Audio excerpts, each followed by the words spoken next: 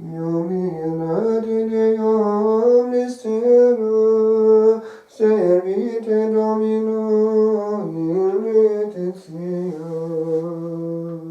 Gloria Patri et Filio et Spiritui Sancto, sic ut erat in principio et nunc et semper, et in saecula saeculorum. Amen. In excelsis Trono.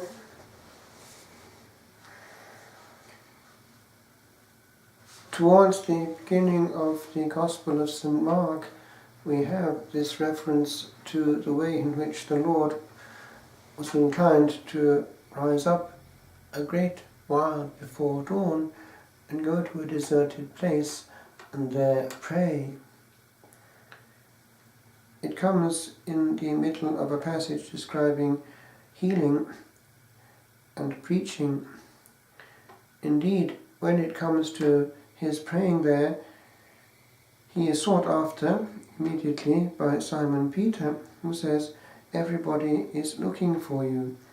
And what is his answer? "Let us go elsewhere, to the neighboring country towns, so that I can preach there too, because that is why I came." We find that oftentimes he does ask those who are cured not to divulge the fact, the reason being that he is there not primarily to heal bodies, but souls, and therefore this preaching is paramount. And if one gives one's time to the physical, then there is no time left for what actually might be, in the last resort, more enduring, for the soul goes on and the body is to decompose. And he himself protects the quality of his interiority, not that that's ever in danger for his Son of God, but he gives us the model. If he, as it were, chose to feel the need for a deserted place and a certain solitude, then how much more should we? So balance, and also avoiding being taken advantage of without control. One can, out of generosity, find that all one's energy is given to handling people all the time. And it is the disaster of many who start off very well at ordination and then find that there is no more structure of protection, and then bit by bit they let go of the moments of intimacy and the moorings are lost. And then they are cast at sea, able then to be easily attacked, for that quiet time has gone, and all is noise and movement. If we are to be genuinely helpful to people in bringing them to Christ, that element of being with Christ must never go away.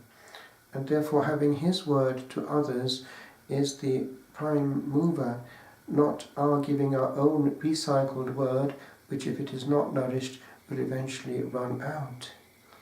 And so, whatever else is happening, there must be that rising up a great while before dawn and going to a deserted place and there praying. Indeed, the Lord spent the whole night, it seems, quite often in that.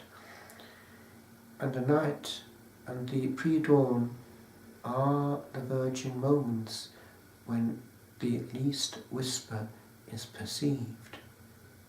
Where is that whisper when all is hustle and bustle? The great illness of the ministry now is undying noise and rush, and souls get more of the same thing. It's felt again in our liturgies, more of the same thing. The hush of the silence is needed in our liturgy and in our ministry. Being able to be quiet with people and leading them to Christ in the long run is perhaps far more important than bombarding them with what they already have. One last thought. one of the tricks in ruining an interior soul on the part of the enemy of the soul is to make it progressively a completely active soul, losing its contemplative side, but he does it through an acceptance of too many things. A generous soul tends to say yes all the time. Well, that doesn't always have to happen, either to saying yes to every thought that passes one's own mind, which eventually can lead to frittering away all the quiet moments, or yes to any other person coming from the outside who would not be aware of all that is involved, because people only see their own interest quite often.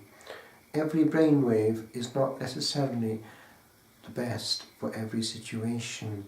It is not always the maximum that is the best, but the optimum. And the optimum is made of balance.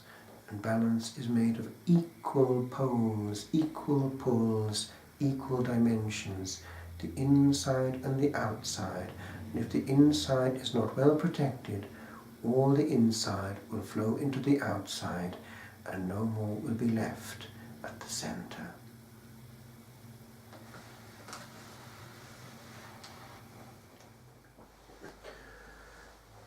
Ubi caritas et amor, ubi caritas et Deus ibis, ubi caritas